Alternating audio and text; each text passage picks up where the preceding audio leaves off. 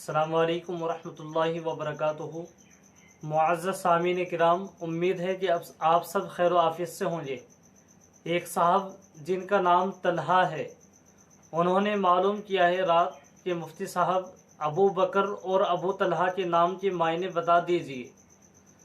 देखिए, अबू बकर जो होता है ये हमारे जो खुलफाए राशिदीन है, हमारे खुलफाए राशिदीन 4 हैं, उनमें से खुलफाए अव्वल जो अव्वल खलीफा हैं, पहले खलीफा, वो हज़रत अबू बकर सिद्दीक रज़ी अल्लाह ताला अन्हु है।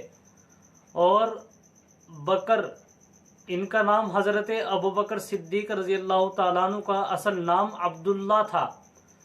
और बकर बोलते हैं अरबी में जवान ऊँट को।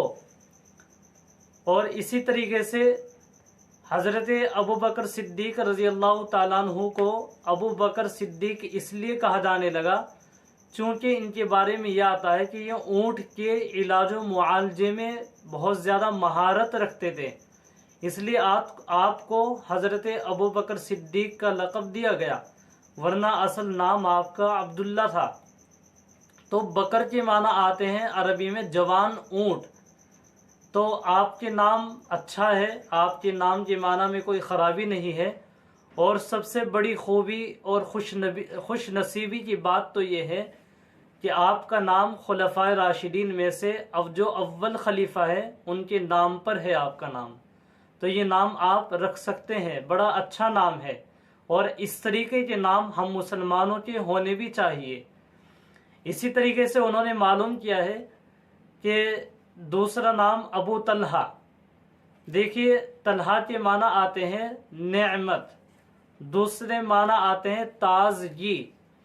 तो ये नाम भी आप रख सकते हैं और रखना भी चाहिए, बड़ा अच्छा नाम है। इस तरीके के नाम हम मुसलमानों को रखने चाहिए।